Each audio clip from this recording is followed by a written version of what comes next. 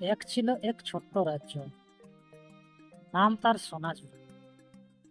এই রাজ্যে ছিল ঘন সবুজ বন, শান্ত নদী আর হাসি খুশি মানুষ। রাজ্যের রাজা বীরেন্দ্র সিং ছিলেন নারায়ণ পরায়ণ ও দয়ালু। তবে একটাই দুঃখ ছিল, রাজ্যের আকাশে কখনো সোনার পাখি উঠতে দেখা যেত না। গল্প ছিল বহু বছর আগে একদিন আকাশ থেকে এক সোনার পাখি নেমে এসে সে এত সুন্দর গান গাইতো যে শুনলে মন আনন্দে ভরে উঠত। কিন্তু একদিন এক লোভী ব্যক্তি সেই পাখিটিকে খাঁচায় বন্দি করার চেষ্টা করে, আর তখনই পাখিটি উড়ে চলে যায় আর কখনো ফিরে আসে।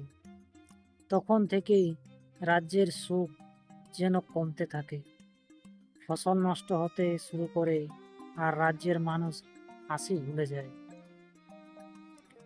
রাজকুমার অরিন্দম ছিলেন বুদ্ধিমান ও সাহসী। তিনি ঠিক করলেন যেভাবেই হোক তিনি সেই সোনার পাখিকে খুঁজে বের করবেন। একদিন গভীর রাতে এক বৃদ্ধ সাধু এসে তাকে বললেন, সোনার পাখিকে পেতে হলে তোমাকে যেতে হবে রহস্যময় কালো পাহাড়ে।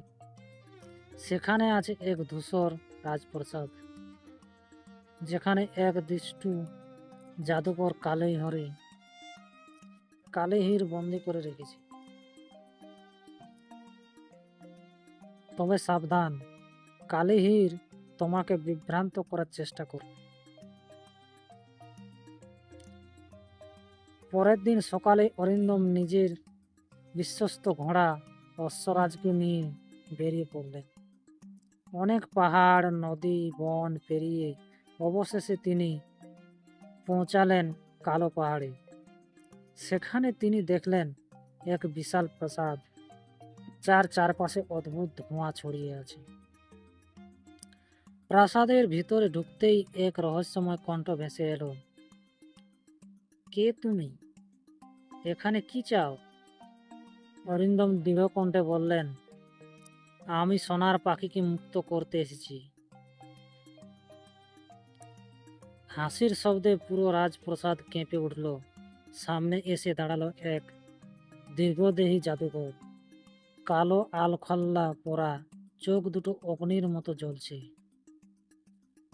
হা হা হা, সোনার পাখিকে পেতে হলে তোমাকে 3টি পরীক্ষার উত্তীর্ণ হতে হবে। অরিন্দম ভয় পেলেন না, বরং বললেন, বলুন কি পরীক্ষা?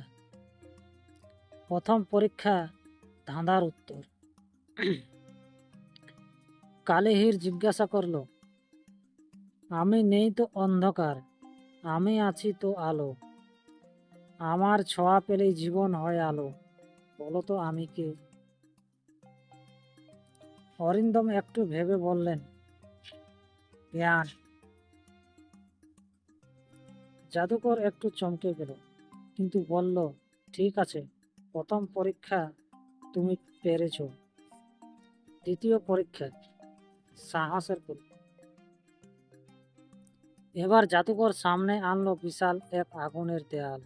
বলল, তুমি যদি সত্যি রাজ্যের ভবিষ্যৎ রক্ষা করতে চাও তবে এই আগুনের দেয়াল পার হয়ে দেখাও। অরিন্দম একটু ভয় না পেয়ে নিজের তরবারি বের করলেন। মনে মনে রাজ্যের মানুষের কথা ভেবে এগিয়ে এলেন। হঠাৎ আগুন নিজেই বিভক্ত হয়ে পথ পেতে দিল। কালিহির এবার সত্যিই অবাক হলো।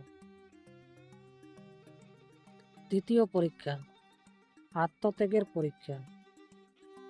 এবার জাদুকর বলল, সোনার পাখিকে যদি তুমি মুক্ত করতে চাও তবে তোমাকে নিজের সবচেয়ে মূল্যবান বস্তু উৎসর্গ করতে হবে। অরিন্দম এক মুহূর্ত চিন্তা করলেন, তার সবচেয়ে মূল্যবান বস্তু কি? তিনি বুঝলেন এটাই তার জীবন। তিনি নির্দ্বিধায় বললেন, আমি আমার জীবন দিতে রাজি আছি, যদি এতে আমার রাজ্যের মানুষের সুখ ফিরে। তৎক্ষণাৎ কালো প্রাসাদ আলোয় ঝলমল করে উঠল। কালো হির এক বিশাল চিৎকার করে মাটিতে লুটিয়ে পড়ল, আর তার জাদু ভেঙে গেল। আকাশ থেকে এক ঝলমলে সোনার পাখি নেমে এলো। তার পাখার ঝাপটায় পুরো রাজ্য যেন সোনার আলোয় ভরে গেল। সোনার পাখি বলল, অরিন্দম, তোমার সাহস আর জ্ঞান ও আত্মত্যাগের জন্য আমি আবার রাজ্যে ফিরে যাব। সেই মুহূর্তে অরিন্দম দেখলেন তিনি সম্পূর্ণ অক্ষত। কালী হীরের অভিশাপ উঠে গেছে, আর রাজ্যের আকাশে আবারও সোনার পাখি উঠতে শুরু করেছে। অরিন্দম রাজ্যে ফিরে এলে রাজা তাকে সিংহাসন দিয়ে দিলেন, আর সোনাঝুরি রাজ্যে আবারও সুখ সমৃদ্ধিতে ভরে উঠল। আমাদের কাহিনী এখানে শেষ হলো। কেমন লাগলো